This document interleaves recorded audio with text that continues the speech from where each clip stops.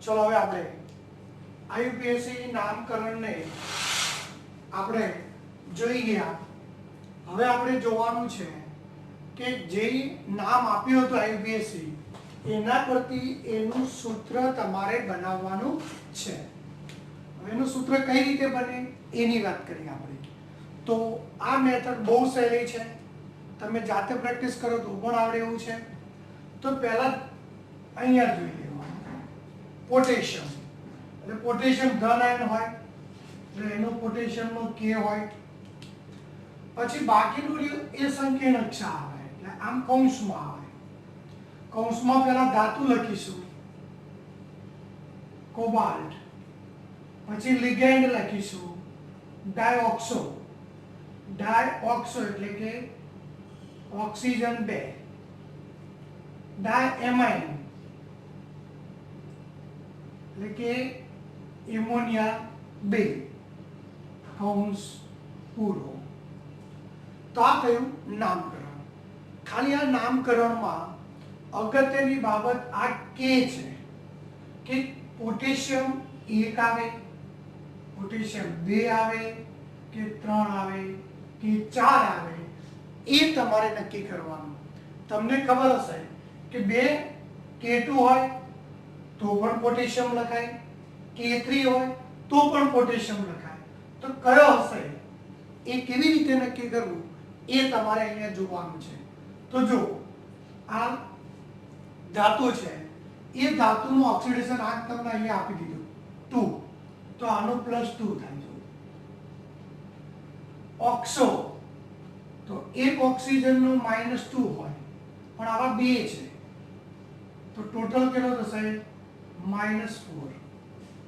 આનો કેવો છે 0, ટોટલ ઓક્સિડેશન આંક 0 થવા જોઈએ। આના 0 થવા જોઈએ તો અહીંયા શું હશે +2 -4 તો અહીંયા +2 કરવા પડે કે નહીં એટલે 0 થઈ જશે। જો પણ આ +2 ક્યારે આવે +2 જ્યારે 2 પોટેશિયમ હોય ત્યારે આવે। એટલે આપણે અહીંયા શું લખીશું K2 લખીશું। કેવી રીતે આવ્યો એ તમારે ધ્યાન રાખવાનું છે। ફરીથી એકવાર આનો કોબાલ્ટનો +2, આનું ટોટલ -4, 0, ટોટલ 0 કરવો હોય તો -4 +2 તો +2 કરવા પડે, +2 માટે અહીંયા K આગળ 2 લેવો પડે। ચલો હવે અહીંયા જોઈએ નામકરણમાં। અહીંયા તો કૌંસની બહાર ક્લોરાઇડ છે એટલે Cl લખીશું આપણે। તો કૌંસ અહીંયા આવશે આમ। તો કૌંસમાં પહેલા કોણ લખીશું આયન ધાતુ Fe, 20 ઇથેન 1 2 20 એટલે 2, સલ્ફેટો એટલે SO4 કૌંસ પૂરો અને પાછળ શું આવશે ક્લોરીન। આ રીતે પણ પ્રશ્ન ખાલી કોનો છે કે અહીંયા ક્લોરીન 1 આવે, Cl2 પણ હોઈ શકે, Cl3 પણ હોઈ શકે। કયો હોય એ આપણે જોઈએ અહીંયા। ચલો Fe નો ઓક્સિડેશન આંક આપ્યો તમને 4, En નો તટસ્થ હોય એટલે 0, આનો કેટલો હોય -2 હોય સલ્ફેટનો, એ -2 હોય બધું યાદ રાખવાનું। ચલો ટોટલ 0 કરવા માટે અહીંયા પણ -2 લેવા પડે કારણ કે +4 -2 -2 0 થઈ જશે। પણ -2 કરવા હોય તો અહીંયા 1 ક્લોરીન નહીં ચાલે, કેટલા ક્લોરીન લેવા પડશે 2 ક્લોરીન। તો અહીંયા ક્લોરીન જોડે Cl2 આવશે। આ રીતે તમારે ધ્યાનમાં લેવાનું છે। હવે આપણે વાત કરીશું આની અંદર તો ડાયરેક્ટ ખાલી કૌંસ જ આવશે કારણ કે આગળ પણ કંઈ નથી પાછળ પણ કંઈ નથી એટલે એટલું કૌંસ વાળું આવશે। નિકલેટ એટલે નિકલ, ઓક્ઝેલેટ એટલે OX2, એક્વા એટલે પાણી, H2O2 કૌંસ પૂરો. હવે આયન લખ્યું છે એનો મતલબ ઉપર કાં તો ધન આયન હશે કાં તો ઋણ આયન હશે.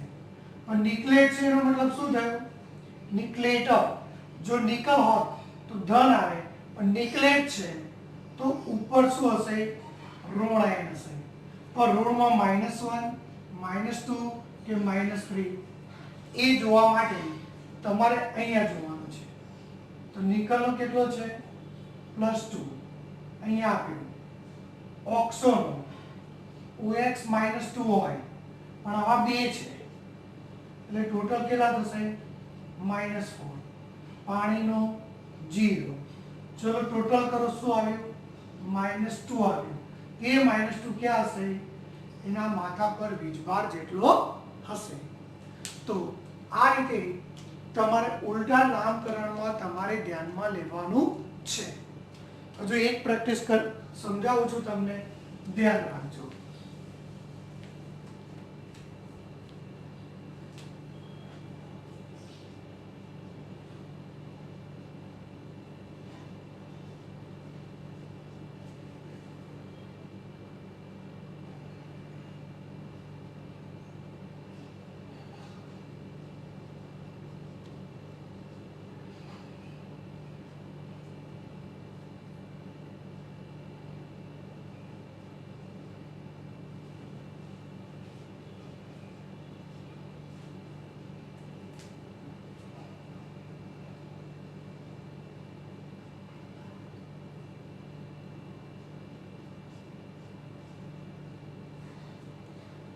ચલો આનું નામકરણ આપણે જોઈશું. એ જોઈ લો કઈ રીતે આવશે. તો પહેલા પોટેશિયમનો K મૂકીશું, પછી કૌંસની અંદરમાં પહેલા ક્રોમેટ, ઓક્ઝોલેટો, OH2, ડાયક્લોરાઇડ, Cl2. ઓકે, થઈ ગયું નામકરણ. હવે પ્રશ્ન રહ્યો કે પોટેશિયમ કેટલા હશે? તો એના માટે તમે જુઓ, ક્રોમિયમ 3 આપી દીધું, જુઓ +3. OX -2 હોય પણ આવા બે છે એટલે -4.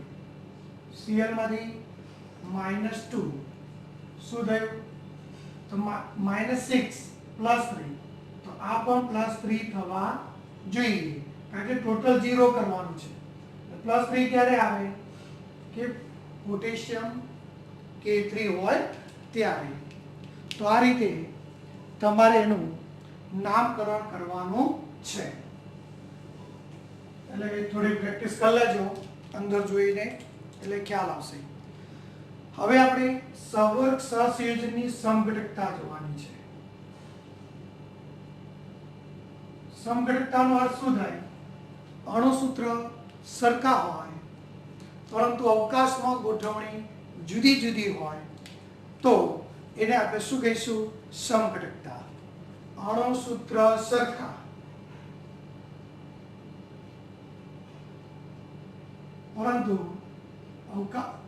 પરંતુ પરમાણુની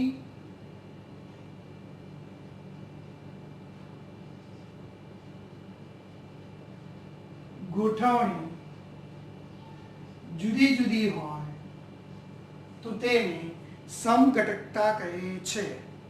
સમઘટકતા બે પ્રકારની હોય, અવકાશીય સમઘટકતા અને બંધારણીય સમઘટકતા. અવકાશીય સમઘટકતામાં એક આવશે ભૌમિતિક સમઘટકતા અને બીજો આવશે અવકાશીય સમઘટકતા. આપણે આ બંનેની ચર્ચા કરીશું. બંધારણીય સમઘટકતા કઈ કઈ આવશે એની ચર્ચા આપણે આના પછીના ટોપિકમાં જોઈશું. એટલે કે અવકાશીય સમઘટકતાનો મતલબ શું છે? અણુસૂત્ર સરખા, બંધારણીય સૂત્ર પણ સરખું, પરંતુ અવકાશમાં ગોઠવણી જુદી જુદી હોય તેને અવકાશીય સમઘટકતા કહે છે. જો તમને યાદ હોય, ભૌમિતિક સમઘટકતા મુખ્ય બે પ્રકારની હોય છે, સિસ અને ટ્રાન્સ. ક્રોસમાં આવે તો ટ્રાન્સ, પાસ પાસે આવે તો સિસ. પાસ પાસે હોય તો સિસ, ક્રોસમાં હોય તો ટ્રાન્સ. આ એના મુખ્ય બે પ્રકાર છે ભૌમિતિક સમઘટકતાના. આપણે ડિટેલમાં એનો અભ્યાસ કરીએ તો પહેલું જોઈશું ભૌમિતિક સમઘટકતા.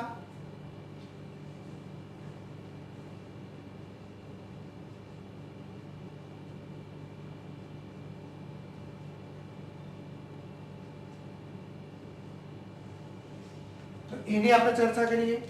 ભૌમિતિક સમઘટકતામાં આપણે, જો તમને ખ્યાલ હોય તો લિગેન્ડ બે પ્રકારના હોય. એક 4 પ્રકારનો હોય અને બીજું Ml6 પ્રકારના હોય.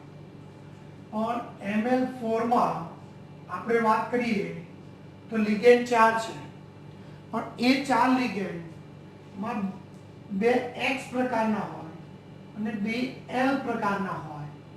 તો આની અંદર સિસ અને ટ્રાન્સ સમઘટકતા જોવા મળશે. જો ચારે ચાર લિગેન્ડ સરખા હશે તો ભૌમિતિક સમઘટકતા જોવા મળશે નહીં. પણ ચારમાંથી બે X પ્રકારના હોય અને બે L પ્રકારના હોય તો એની અંદર ભૌમિતિક સમઘટકતા જોવા મળશે. ઉદાહરણ લો એટલે ખ્યાલ આવશે તમને. આ ધાતુ આયન છે, એની અવકાશમાં ગોઠવણી દર્શાવું છું, તમારે જોવાની છે. જો x x, ચલો અહીંયા નજીક નજીક રાખો, x x l l. જો બે લિગેન્ડ નજીક નજીક છે તો સિસ પ્રકારનું. કયા પ્રકારનું બનશે? સિસ પ્રકારની સમઘટકતા.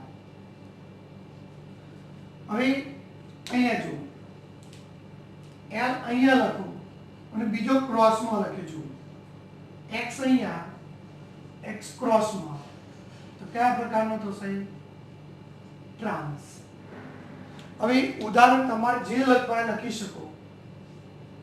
ઉદાહરણ platinum Cl2 H2O2.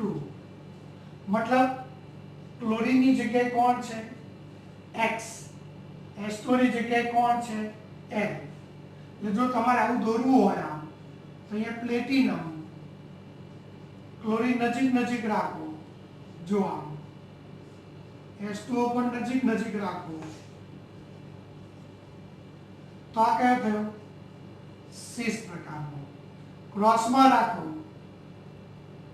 H2O H2 Cl Cl, તો ટ્રાન્સ પ્રકારનો બનશે. તો આ વાત કરી આપણે Ml4 પ્રકારમાં ભૌમિતિક સમઘટકતા. હવે આપણે વાત કરવાની છે Ml6 માં. પણ Ml6 માં ધ્યાન રાખજો, NH2L4 પ્રકારમાં. આની અંદર આ એક પ્રકારનો, આની અંદર તમને જોવા મળશે સિસ અને ટ્રાન્સ. 6 હોય માટેનો આકાર કયો આવશે? અષ્ટફલકીય. કઈ રીતે બનશે એનું ઉદાહરણ આપો એટલે વધારે ખ્યાલ આવે. જો દોરવાનું છે એમ,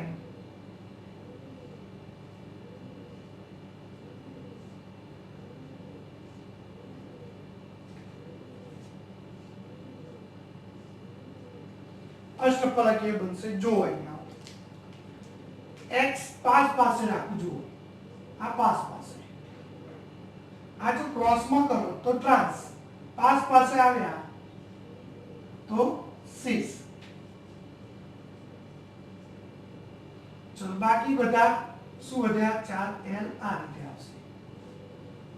ઓકે, બીજું બંધારણ આપણે દોરીએ ટ્રાન્સનું.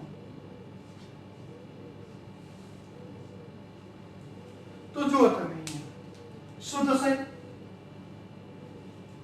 x અહીંયા રાખો, x અહીંયા રાખો, અથવા તમારે જે અહીંયા રાખો, અહીંયા રાખો તો પણ ચાલશે. x x લિગેન્ડ આવી ગયા 4, ક્રોસમાં આવે એટલે એને શું કહીશું આપણે, ટ્રાન્સ. એક્ઝામ્પલ લેવું હોય તો cobalt NS3 twice, cobalt NS3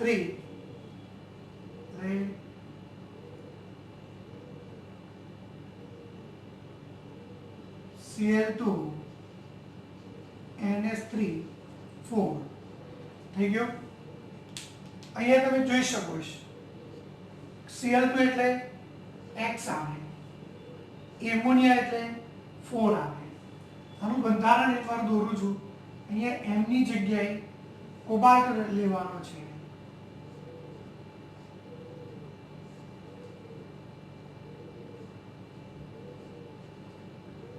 હવે તમે જોઈ શકો છો કે ક્લોરીન પાસે લેશો તો સીસ પ્રકારનું, ક્રોસમાં લેશો તો ટ્રાન્સ.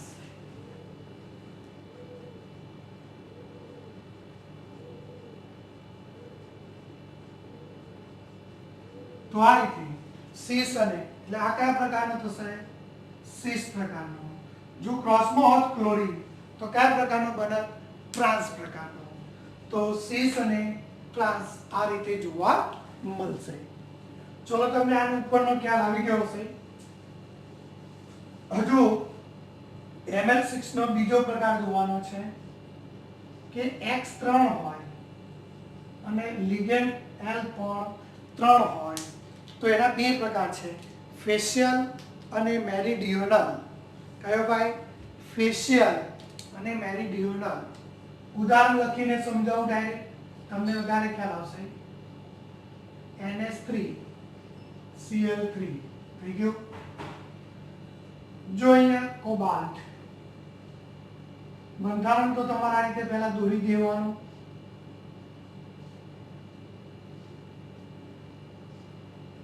આ રીતે બે દોરી કાઢું છું એટલે તમને ખ્યાલ આવે.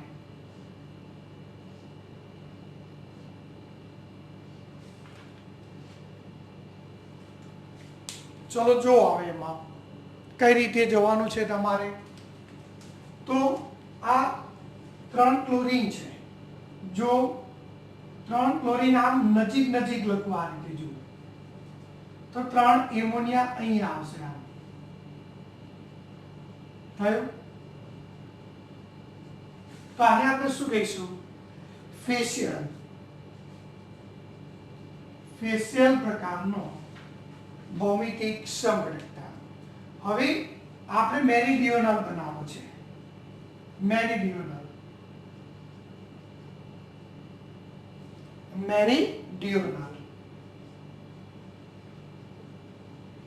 તો શું કરશો, તો ખાલી જ્યાં પણ તમને ઈચ્છા થાય આ બંનેને આ ક્રોસ ફેરવી નાખો, આને અહીંયા લઈ જાઓ, આ અહીંયા આવશે તો પણ મેરીડિયોનલ થશે. તમે આને ફેરવશો આમ ક્રોસમાં ઉલટશો તો પણ તમને મેરીડિયોનલ મળશે. ચલો અહીંયા ફેરવો એટલે અહીંયા એમોનિયા આવ્યો, અહીંયા ક્લોરીન આવ્યો. બાકી એટ ઇટ ઇઝ એમના એમ, ક્લોરીન એમોનિયા. તો શું થઈ ગયું, મેરીડિયોનલ પ્રકારનો ભૌમિતિક સમઘટકતા થયો. તો આ રીતે આપણે ભૌમિતિક સમઘટકતામાં લિગેન્ડ 3 હોય, 3 એટલે કે બે પ્રકારના લિગેન્ડ હોય તો ફેશિયલ અને મેરીડિયોનલ પ્રકારની સમઘટકતા જોવા મળશે. જોઈ લો અંદર એટલે ખ્યાલ આવે તમને.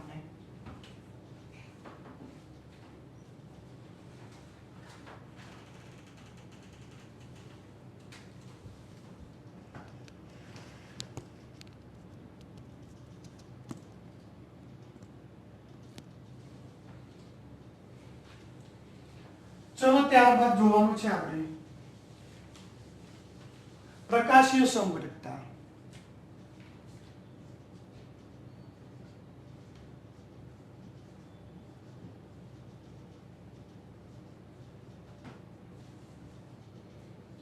પ્રકાશીય સમઘટકતાની અંદર તમારે જોવાનું છે કે પ્રકાશીય સમઘટકતા આપણે આગળ પણ જોઈ ગયા. તો જે સમઘટકતા છે એમના વસ્તુ અને પ્રતિબિંબને એકબીજા પર અધ્યારોપિત ન કરી શકાય તો એને શું કહેવાય? પ્રકાશીય સમઘટકતા. આપણે આવું આવતું તો યાદ કરો. E હોય એ વસ્તુ છે, એનું પ્રતિબિંબ E આમ આવે જુઓ. તો આ E ને એના પ્રતિબિંબ ઉપર અધ્યારોપિત કરી શકાય નહીં. અને જેમના વસ્તુ અને પ્રતિબિંબને એકબીજા પર અધ્યારોપિત ન કરી શકાય તો એને કહેવાય પ્રકાશીય સમઘટકતા. શું કહેશે એને? પ્રકાશીય સમઘટકતા. તો પ્રકાશીય સમઘટકતા ને કિરાલ પણ કહેવાય. યાદ કરો, કિરાલ ગુણધર્મ. કિરાલ એટલે શું હતું? કે જે કાર્બન સાથે જોડાનાર ચારે પરમાણુ જુદા જુદા હોય તેને કિરાલ કહેવાય. 11માનું યાદ કરો. જે કાર્બન સાથે જોડાનાર ચારે પરમાણુ જુદા હોય તેને કિરાલ કહેવાય. અને ચારે જુદા હશે તો એમને એકબીજા ઉપર અધ્યારોપિત કરી શકાતું નથી. ખ્યાલ આવી ગયો? તો તેને પ્રકાશીય સમઘટકતા કહે છે. ઉદાહરણ પ્લેટિનમ En3. દોરું છું, ધ્યાન રાખજો. અહીંયા પ્લેટિનમ તમારે આ રીતે દોરવાનું છે. En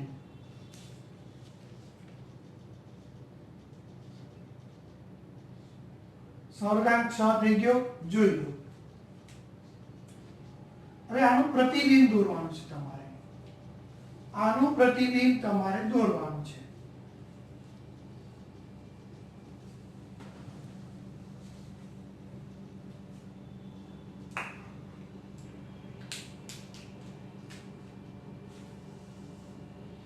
તો અહીંયા પ્લેટિનમ આવશે, En અહીંયા આવશે, આ બે અહીંયા આવશે.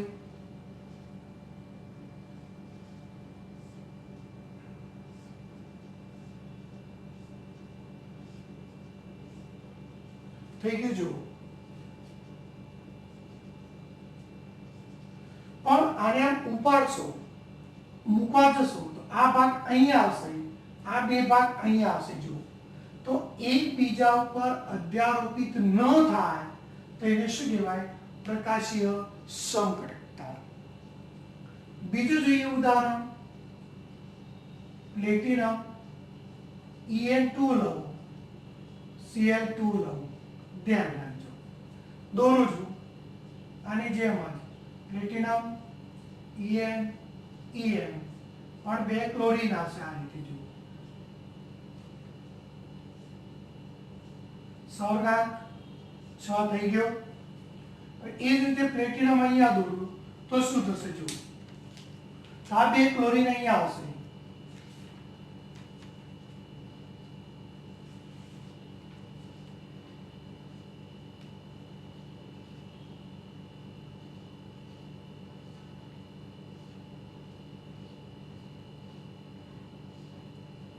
થઈ ગયો. પણ એકબીજા પર અધ્યારોપિત કરી શકાતા નથી. એટલે જેટલા ઉદાહરણ લખવા એટલા લખી શકો તમે. અહીંયા En ની જગ્યાએ Pl લો તો પણ નવું સૂત્ર થઈ જાય. પ્લેટિનમ ની જગ્યાએ કોબાલ્ટ લો તો પણ નવું બંધારણ બને. એ તમારે યાદ રાખવાનું છે. જે તમારે બનાવવા હોય, જે લખવા હોય તમે લખી શકો. ક્લોરીન ની જગ્યાએ બ્રોમિન પણ લઈ શકાય. એ તમારે જોવાનું છે. પણ એક શરત યાદ રાખજો. હું તમને પૂછું,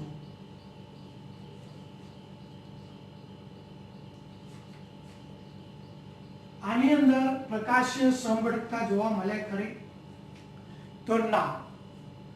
એક વસ્તુ યાદ રાખજો, પ્રકાશીય સમઘટકતા માટે અહીંયા જે પણ લિગેન્ડ લો એમાં એક લિગેન્ડ દ્વિદંતીય, ત્રિદંતીય હોવો જોઈએ. જો એક દંતીય કે દ્વિદંતીય લિગેન્ડ નહીં હોય તો તેમના વસ્તુ અને પ્રતિબિંબને એકબીજા પર અધ્યારોપિત કરી શકાશે. ફરી ધ્યાન રાખજો. એટલે શું યાદ રાખવાનું ખાલી અહીંયા જો અહીંયા 6 લિગેન્ડ કોણ છે? એક દંતીય. મેં શું કીધું? 6 ની વાત નથી કરતો, કોઈ પણ એક દ્વિદંતીય કે ત્રિદંતીય હોવો જોઈએ. એટલે કે ખાલી એક ઈયન હોય અને ભલે પછી 4 એક દંતીય હોય, એનાથી કોઈ મતલબ નથી. શરત શું કે એક દંતીય લિગેન્ડ હોવો જોઈએ, તો જ તમને પ્રકાશીય સમઘટકતા જોવા મળશે, બાકી જોવા મળતી નથી. હવે જ્યારે પ્રકાશીય સમઘટકતા હોય ત્યારે તમે પેલો ડી અને એલ લખતા હતા, યાદ હોય તો ડી અને L, small D plus minus આવું લખતા હતા. ડી મતલબ દક્ષિણ ભ્રમણીય, એલ મતલબ વામ ભ્રમણીય. તો કેટલાક સંયોજનો દક્ષિણ ભ્રમણીય છે, એટલે કે જો આ દક્ષિણ ભ્રમણીય હોય તો એનું પ્રતિબિંબ વામ ભ્રમણીય હોય. તો અહીંયા પ્રકાશીય સમઘટકતા એ બે પ્રકારનું કોણાવર્તન દર્શાવે, એક વામ ભ્રમણીય અને બીજો છે દક્ષિણ ભ્રમણીય. ડી અને એલ આપણે ધોરણ 11 માં શીખી ગયેલા છે, એટલે તમારે ધ્યાન રાખવાનું છે.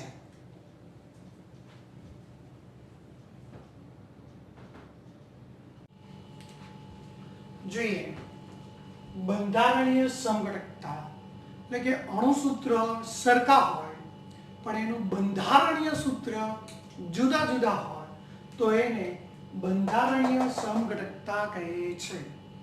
બંધારણીય સમઘટકતાના 4 પ્રકાર છે. એમાં પહેલો જોઈશું બંધન સમઘટકતા. બંધન સમઘટકતા એટલે સંકીર્ણ સંયોજનમાં જે લિગેન્ડ છે એના દાતા પરમાણુ જુદા જુદા હોય. દાતા પરમાણુ બંધ બનાવવા માટેના લિગેન્ડના દાતા પરમાણુ જુદા જુદા હોય તો એને બંધનીય સમઘટકતા કહે છે. તમે જાઓ તો આ સંકીર્ણ સંયોજન છે અને આ છે, જો અણુસૂત્ર સરખા છે. બંધારણીય સૂત્રમાં અહીંયા બંધ કોણ બનાવશે? તો નાઇટ્રોજન બંધ બનાવશે. જો અને અહીંયા કોણ બંધ બનાવશે? ઓક્સિજન બનાવશે. જો તો આ લિગેન્ડને આપણે નાઇટ્રો કહેતા હતા અને આ લિગેન્ડને નાઇટ્રાઇટો કહેતા હતા. તો અણુસૂત્ર સરખા હોય પરંતુ જે અંદર રહેલો લિગેન્ડ છે એમાં દાતા પરમાણુ જુદા જુદા હોય તો તેને બંધનીય સમઘટકતા કહે છે. જો દાતા પરમાણુ બદલાય તો એમના રંગ પણ બદલાશે.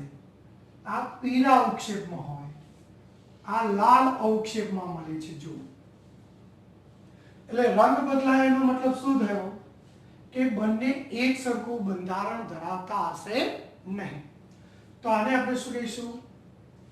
બંધનીય સમઘટકતા. જોઈએ સવર્ગ સમઘટકતા. તો જે સમઘટકતામાં આ સમઘટકતા ત્યારે ઉદ્ભવે કે જ્યારે બે સંકીર્ણ હાજર હોય.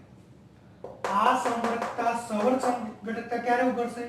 કે જ્યારે બે સંકીર્ણ સંયોજનો હાજર હોય અને એમાં જુદા જુદા આયન હોય. જો આમાં કોબાલ્ટ છે, અહીંયા ક્રોમિયમ છે. શું બોલો? સવર્ગ સમઘટકતા ક્યારે જોવા મળશે? કે બે સંકીર્ણ હોવા જોઈએ અને એની સાથે જુદા જુદા આયન હોય અને એની સાથે ઋણ આયન જોડાયેલા હોય ત્યારે તમને સવર્ગ સમઘટકતા જોવા મળશે. હવે આ એક થયું. હવે સમજો કે આ વાક્ય રચના ધ્યાન રાખજો. તમે એવું કહેશો કે સર આ પહેલા કેમ લખ્યું અને એના પાછળ આ કેમ લખ્યું, આને આગળ લખ્યું હોત આને પાછળ લખ્યું તો ના ચાલે, પણ ન લખી શકે. કેમ? માનો કે આનો ઓક્સિડેશન આ +3 છે તો આનો 0, તો આખાનો કેટલો થયો? ધન આયન થયો કે ના થયો? જો આનો કેટલો થયો? માનો કે આનો પણ +3 છે, પણ આનો શું થશે? -6 થશે. એટલે શું થશે?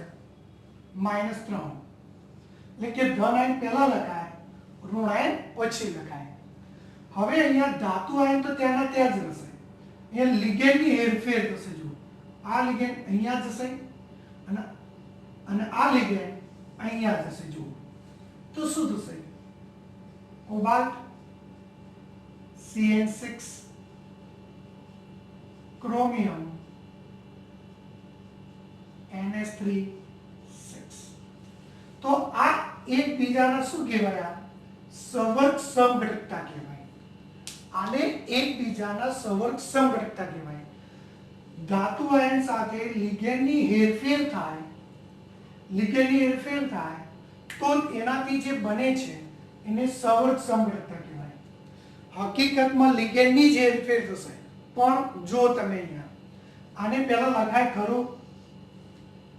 હકીકતમાં આને પહેલા લખવું પડે અને આને પછી લખાય. કેમ? તો જો આ +3, આનો -6, શું થશે? -3 +3 0 +3. તો ધન આયન પહેલા લખાયા, ક્રોમિયમ NS3 અને કોબાલ્ટ CN6. જો તમે આને અને આને જો સરખાવશો તો તમને હેરફેર કોનો દેખાશે? ધાતુ આયનો. જુઓ દેખાય, પણ હકીકતમાં ધાતુ આયનો હેરફેર થતા નથી. ખાલી હેરફેર કોનો થશે? લિગેન્ડનો થશે. હેરફેર કોના થશે? માત્ર લિગેન્ડનો થશે. પણ આપણે જ્યારે એને દર્શાવીએ છીએ આ સ્વરૂપે તો પહેલો ધન આયન લખાય અને પછી ઋણ આયન લખાય છે. એટલે તમે હકીકતમાં આનો હેરફેર આને સવર્ગ સમઘટકતા લખવું હોય તો ક્રોમિયમ NS3 કોબાલ્ટ CN6. હકીકતમાં હેરફેર લિગેન્ડની થવી જોઈએ, દેખાવી જોઈએ. હકીકતમાં લિગેન્ડની જ હેરફેર થાય છે, પણ જ્યારે તમે દર્શાવશો ત્યારે તમને શું જોવા મળશે? જો ધાતુ આયનની હેરફેર દેખાશે. એટલે તમારે લખો તો ચાલશે, તમારે તો ખાલી શું યાદ કરી લેવાનું કે ધાતુ આયન અહીંયા જશે, આ ધાતુ આયન અહીંયા આવશે. પણ હકીકતમાં ફેરફાર કોનો થાય છે? લિગેન્ડનો. તમારે લખવા માટે તો આની જ હેરફેર બતાવવાની છે, બીજા કોઈની દર્શાવવાની નથી. ચલો ત્યારબાદ જોઈએ આયનીય સમઘટકતા. 2 જોઈ ગયા. હવે જોઈએ બીજી 2 બાકી રહી.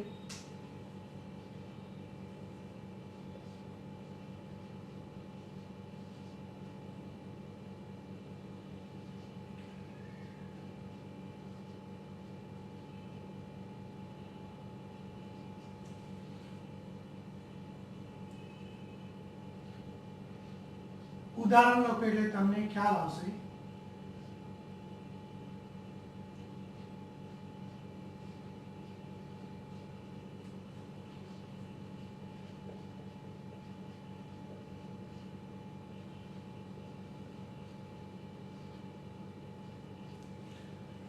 તો જે સંકીર્ણ સંયોજનના અણુસૂત્ર સરખા હોય, જો આનું અણુસૂત્ર સરખા હોય પરંતુ એમાંથી ઉદ્ભવતા આયનો જુદા જુદા હોય ઉદ્ભવતા આયનો જુદા જુદા હોય તો એને આયનીય સમઘટકતા કહે છે. ફરીથી એકવાર અહીંયા જો, આને પાણીમાં નાખો, આખું કૌંસ એમના એમ રહેશે. જો એ ધન આયન હશે અને અહીંયા બ્રોમિન આયન છૂટો પડશે. જો આને જ્યારે પાણીમાં નાખશો તો આખું કૌંસ એમના એમ રહેશે.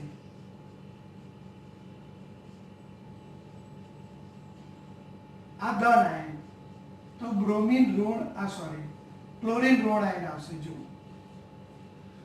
અહીંયા બ્રોમિન ઋણ આયન મળ્યો તમને, અહીંયા ક્લોરીન ઋણ આયન મળ્યો. એનો મતલબ શું થયો કે અણુ સૂત્ર સરખા છે, પરંતુ એમાંથી ઉત્પન્ન થતા આયનો જુદા જુદા હોય તો એને આયનીય સમઘટકતા કહે છે. યાદ રાખજો, કૌંસની અંદર રહેલા ઘટકો જલ્દી છૂટા પડતા નથી, એટલે કૌંસ વાળું તો ફિક્સ રાખવાનું છે.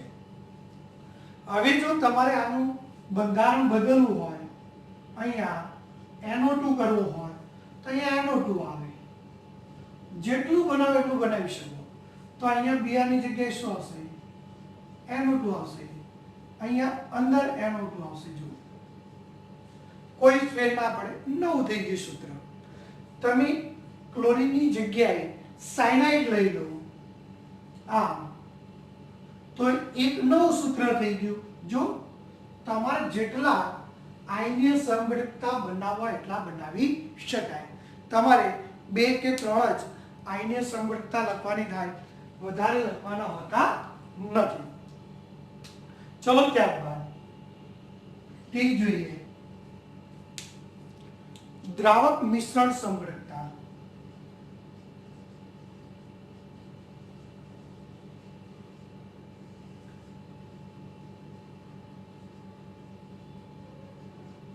એટલે કે દ્રાવક મિશ્રણ સમઘટકતા. દ્રાવક મિશ્રણ સમઘટકતા મતલબ અહીંયા પાણીનો અંદર સમાવેશ થયેલો હોવો જોઈએ. દ્રાવક મિશ્રણ સમઘટકતા એ આયનીય સમઘટકતા જેવી જ છે. જો અંદર લખો, અહીંયા H2O લખવાના છે, H2O6Cl. આનું બીજું સમઘટક બનાવવો હોય, ક્રોમિયમ છે.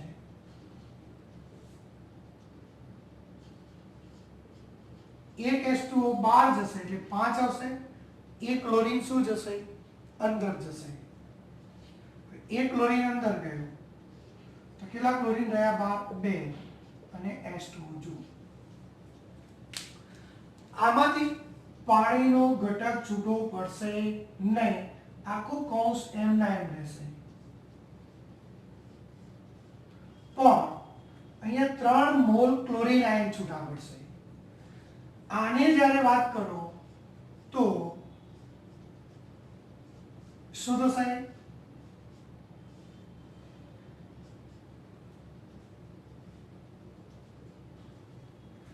2 મોલ ક્લોરીન આયન છૂટા પડશે અને એક H2O છૂટો પડશે. હવે તમને ખબર કેવી રીતે પડે કે અહીંયા H2O છૂટો પડ્યો છે કે નહીં? તો જો સલ્ફ્યુરિક એસિડ H2SO4 બેઝ શોષક છે. જો યાદ હોય તો બેઝનું શોષણ કરે. હવે આના પરથી પસાર કરો તો પાણીનું શોષણ કરશે જ નહીં. જો કારણ કે અંદર છે. પણ અહીંથી પસાર કરશો તો 1 મોલ પાણીનું શું કરશે? શોષણ કરશે. અને પાણીનું શોષણ કરે છે એનો મતલબ 1 મોલ કરે તો 1 H2O છે, 2 મોલ કરશે તો 2 H2O છે. એટલે કે અહીંયા લિગેન્ડની હેરફેર થઈ. અહીંયા 6 એમોનિયા પાણી હતા, અહીંયા 5 છે, એક લિગેન્ડ છે. એટલે જો લિગેન્ડ બદલાશે તો એમના રંગ પણ બદલાશે. આનો રંગ જાંબુડિયો હોય અને જાંબલી,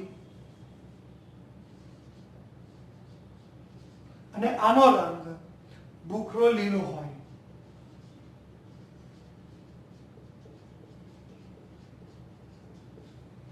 તો આ રીતે તમે એને સરળતાથી સમજી શકાય. તો 4 હતા. કયા કયા હતા? બંધનીય સમઘટકતા, બંધન, સંવર્ગ સમઘટકતા, આયનીય સમઘટકતા, દ્રાવક મિશ્રણ સમઘટકતા. જોઈ લો તમે.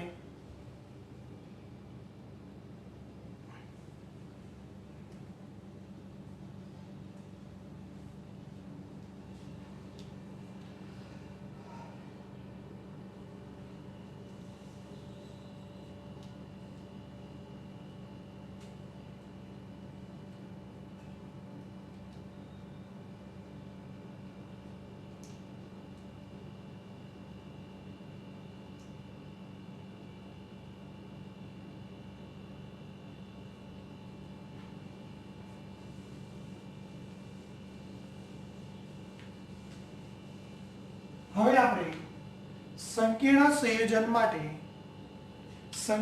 સંયોજનને સમજવા માટે જુદા જુદા સિદ્ધાંતનો અભ્યાસ કરવાનો છે. જુદા જુદા સિદ્ધાંત એટલે કયા કયા આવશે? સંયોજકતા બંધનવાદ, વીબીટી થિયરી, સંયોજકતા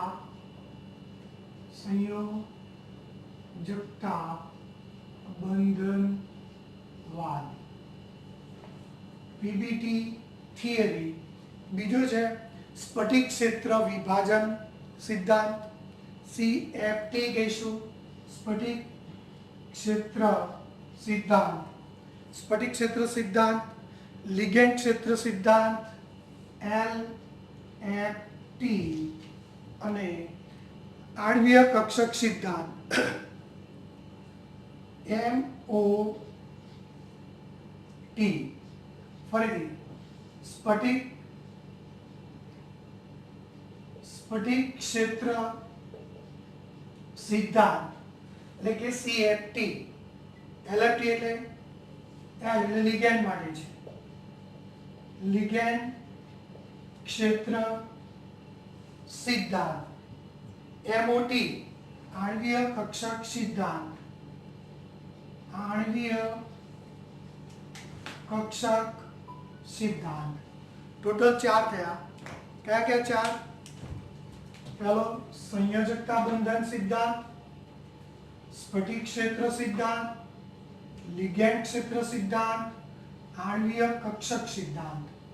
ફરીથી 4: સંયોજકતા બંધનવાદ, સ્ફટિક ક્ષેત્ર સિદ્ધાંત, લિગેન્ડ ક્ષેત્ર, આણ્વીય કક્ષકનો સિદ્ધાંત. તો આ રીતે એના 4 પ્રકાર પાડેલા છે. તો એ 4 પ્રકારની આપણે અહીંયા ચર્ચા કરીશું.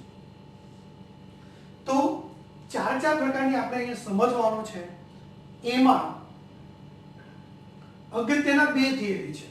એક વીબીટી થિયરી છે અને બીજો સ્ફટિક ક્ષેત્ર વિભાજન થિયરી છે. આપણે આ બંનેનો અભ્યાસ કરવાનો નથી, આ બંનેનો કરવાનો છે. કયો કયો? સંયોજકતા બંધનવાદ, સ્ફટિક ક્ષેત્ર સિદ્ધાંત. સ્ફટિક ક્ષેત્ર સિદ્ધાંત એટલે એકવાર યાદ કરી લેજો. સ્ફટિક ક્ષેત્ર સિદ્ધાંત, લિગેન્ડ ક્ષેત્ર, આણ્વીય કક્ષક. ચલો એમાં પહેલો જોઈશું સંયોજકતા બંધનવાદ. સંયોજકતા બંધનવાદ પ્રમાણે એવું કહે છે કે અંદર જે ધાતુ આયન છે, એમ ધાતુ, એના જોડે કક્ષકો હોય n-1d, ns અને np. યાદ રાખજો. બીજી હોય થોડી અહીંયા લખું છું એટલે ખ્યાલ આવશે. 2 પ્રકારની શક્ય છે, n-1 d, ns અને np. બીજી શક્યતા કઈ હોય? ns, np અને nd આવશે. ફરીથી એકવાર સમજવાનો પ્રયત્ન કરજો. દાખલા તરીકે અહીંયા લખું તો 3d 4s 4p.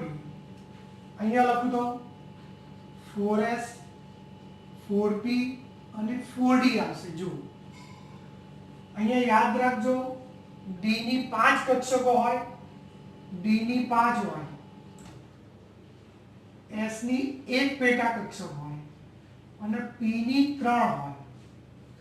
તો આ કક્ષકો એકબીજામાં મિશ્ર થઈને સંકૃત કક્ષકો બનાવે છે, જેને આપણે સંકરણ કહેતા હતા, યાદ હોય તો sp3 સંકરણ, sp2 સંકરણ, dsp2 સંકરણ. એ રીતે જુદા જુદા સંકરણ બનાવે છે અને એ સંકરણના કારણે એમના ભૌમિતિક આકાર પણ ચોક્કસ જોવા મળે છે. ધ્યાન રાખજો, સંયોજકતા બંધનવાદ પ્રમાણે શું થશે? ધાતુ આયનની અંદર રહેલી કક્ષકો કાં તો આ હોય કાં તો આ હોય, એકબીજા સાથે સંમિશ્રણ પામીને સંકૃત કક્ષકો બનાવે છે અને એ સંકૃત કક્ષકોમાં નો આકાર ચોક્કસ હોય, માટે એમાંથી બનતા સંકીર્ણ સંયોજનના ભૌમિતિક આકાર પણ ચોક્કસ જોવા મળશે. વાત કરીએ સંવર્ગાંક.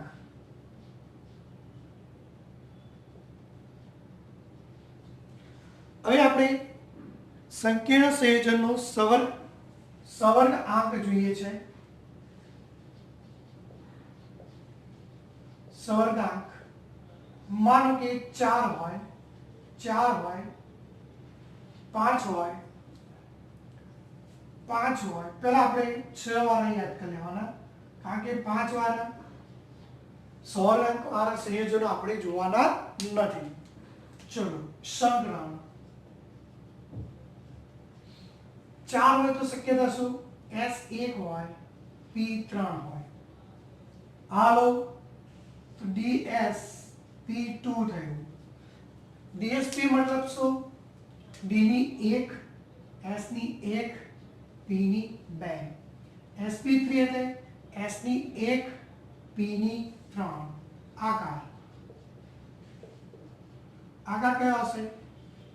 સમ ચતુષ્ફલકીય. અહીંયા શું આવશે? સમચોરસ. આપણે આગળ જોઈ ગયા એ પ્રમાણે લિગેન્ડ 4 હોય તો એના 2 આકાર હોય, જુઓ દેખાય છે. પણ સમચતુષ્ફલકીય ક્યારે હશે? કે જ્યારે sp3 સંકરણ હોય. dsp2 સંકરણ ક્યારે આવશે? કે જ્યારે સમચોરસ હોય. એટલે કે સમચોરસ હશે એનો મતલબ કે સંકીર્ણ સંયોજનો dsp2 સંકરણ કરાવતા હશે. અને આના માટે 2 શક્યતા છે, યાદ રાખજો. d2sp3 સંકરણ અથવા sp3d2 સંકરણ. જો d આગળ લખ્યું એનો મતલબ થાય કે 3d વાળો હશે d, અને અહીંયા d પાછળ લખ્યો એનો મતલબ 4d વાળો હશે. તો આનું સંકરણ આવશે અને આ જે લખ્યું એ આનું સંકરણ આવશે. d ની 2, s ની 1, p ની 3. s તે જ રીતે અહીંયા 4s ની 1, 4p ની 3 અને 4d ની 2 આવશે. અને 6 હોય તો આકાર કયો આવશે? અષ્ટફલકીય. કયો આકાર આવશે? અષ્ટફલકીય. એટલે ધ્યાન રાખજો. હવે કોઈ પણ 6 ના 2 તમને ખ્યાલ આવી ગયા.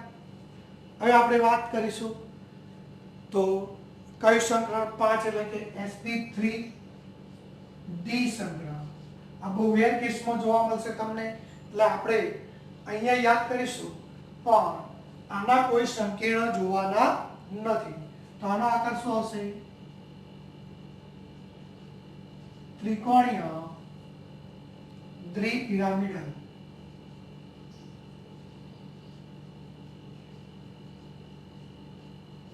તો આ રીતે તમારે આને સમજવાનો પ્રયત્ન કરવાનો છે.